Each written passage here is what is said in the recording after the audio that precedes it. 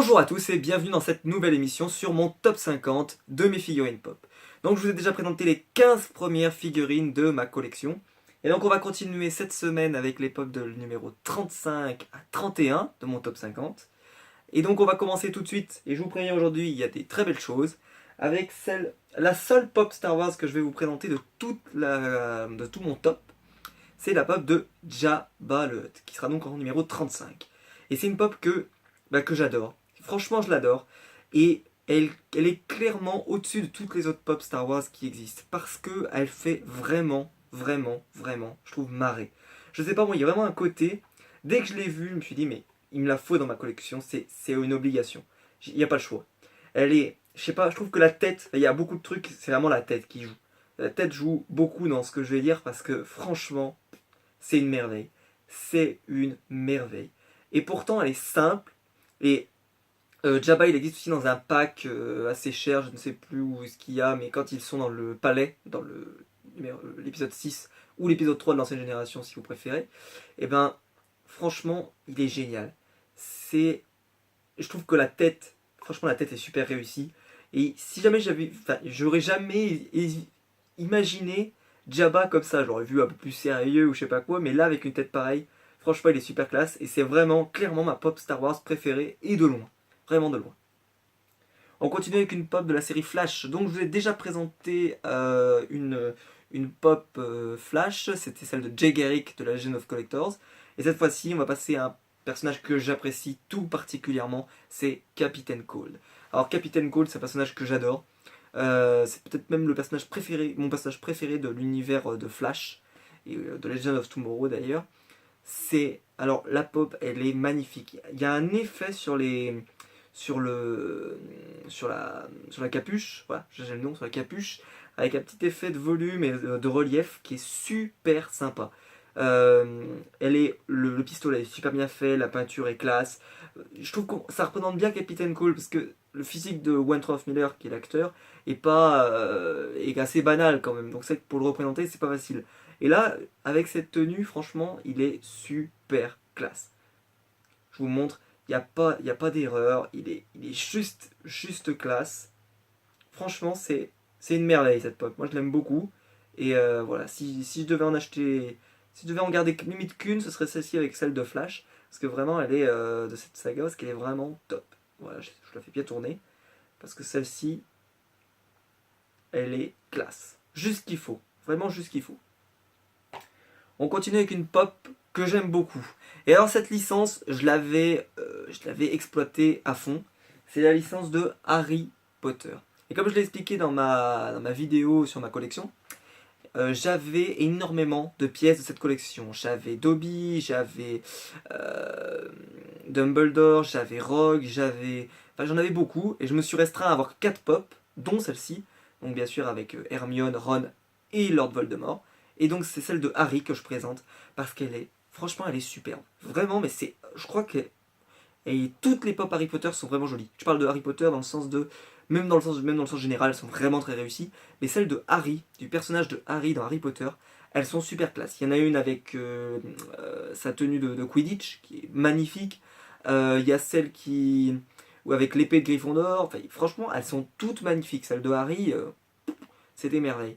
Donc si vous êtes fan d'Harry Potter, il ne faut pas hésiter. Je comprends les gens qui font que cette Harry Potter parce qu'elles sont vraiment classe. Bon, moi je suis pas suffisamment fan pour faire que du Harry Potter. C'est pour ça que j'ai réduit ma collection. Mais celle-ci en tout cas, c'est sûr qu'elle reste dans ma collection tellement elle est jolie. Je trouve qu'il y a un effort de fait sur le design des lunettes, sur la baguette qui est droite, qui n'est pas cassée, ce qui est bien chez Figurine Pop, c'est déjà bien. Il n'y a pas d'erreur de peinture, il y a un petit relief derrière qui est assez sympa. Il y a un écusson. Enfin, franchement, il y a un travail sur cette figurine pop qui est superbe. Vraiment, c'est une merveille. C'est une merveille cette figurine pop. Il y a rien à redire. Voilà. On reconnaît bien Harry. Et voilà, c'est comme ça que je me l'imaginais, en petit écolier, etc. Et voilà, c'est vraiment une super pop. On continue donc avec la pop numéro 32 de ma collection. Avec une exclue de la San Diego Comic Con, donc c'est une exclue Summer Convention. Et c'est une licence que je vous ai déjà montrée avec la pop de Harley Quinn. Et je vais aujourd'hui vous présenter Batman. Alors Batman, bon, j'ai pas mal de versions, comme je l'ai montré dans ma vidéo du Batman Day, mais je pense que c'est celle-ci la plus jolie. Vraiment, c'est celle-ci la plus jolie. C'est la plus chère, mais c'est celle-ci la plus jolie. Il y a un effort de fait sur la cape qui est vraiment assez sympa, ce dégradé de couleur qui est super top. En plus, ce Batman, je le trouve très charismatique, je l'aime beaucoup, moi. J'aimais beaucoup l'ancien Batman, mais celui-ci, pour moi, il a un potentiel assez hallucinant. Il y a, j'aime bien le travail sur son arme, j'aime bien sa tête, j'aime bien le travail sur le masque. Elle est un peu plus travaillée que celle normale qu'on a vue pour BVS. Parce que là, il faut pas se le cacher, hein, c'est juste celle de Batman vs Superman avec un masque en plus. Et puis je trouve qu'elle est un peu plus classe, je trouve. Et voilà, c'est vraiment une pop que j'aime beaucoup. Et voilà, j'ai pas hésité. Alors c'est vrai que c'était un peu cher au début je l'avais pas prise. Et puis bon, en la voyant, je me suis dit, non, il faut que tu l'aies dans ta collection. Elle est trop belle. Et donc je la fais tourner une dernière fois, mais franchement, c'est une merveille. Ces nouvelles pop des séries DC d'ailleurs sont très réussies. Je trouve que les pop Suicide Squad en particulier sont vraiment classe. Je pense à Harley Quinn, je pense au Joker, je pense à Deadshot, euh, je pense à Superman avec le soc par exemple, les pop de DC, des films DC. Enfin, franchement, il y a un effort. Le Joker par exemple aussi, le Joker qui est vachement sympa. Donc il y a vraiment un potentiel avec ces figurines DC qui est assez sympa et c'est pour ça que je vais continuer avec les prochains films qui vont sortir à en acheter encore pas mal à mon avis. Et je termine donc cette vidéo avec la numéro 31 et celle-ci c'est une pop que j'adore, c'est une pop que vraiment je voulais depuis un moment et c'est la pop de Naruto. Alors Naruto c'est un de mes mangas préférés, il est en dessous du manga Yu-Gi-Oh et Dragon Ball, mais juste derrière parce que franchement faire autant de tomes c'est assez incroyable et Naruto, bah, franchement il est juste réussi quoi. C'est-à-dire que je l'ai tellement attendu que limite moi je me suis dit mais on va devoir le créer nous-mêmes pour qu'ils nous le sortent, c'est pas possible. Et si ils ont fini par le sortir, et franchement, voilà, bon je trouve que la licence est pas très bien exploitée puisqu'on a que Sasuke et Kyuubi, enfin Kurama, dedans. Mais franchement, waouh, c'est une merveille cette pop. Je trouve elle est magnifique, la peinture est superbement réussie. Il y a un travail de relief sur la peinture qui est assez sympa. Elle, je trouve que voilà, il y a tous les détails, sans que ce soit une pop très détaillée, mais c'est juste ce qu'il faut pour que on reconnaisse bien Naruto. Et franchement, elle est super classe. Et voilà, pour moi, c'est une de mes pop préférées d'ailleurs de ma collection. Vraiment, je la trouve superbe.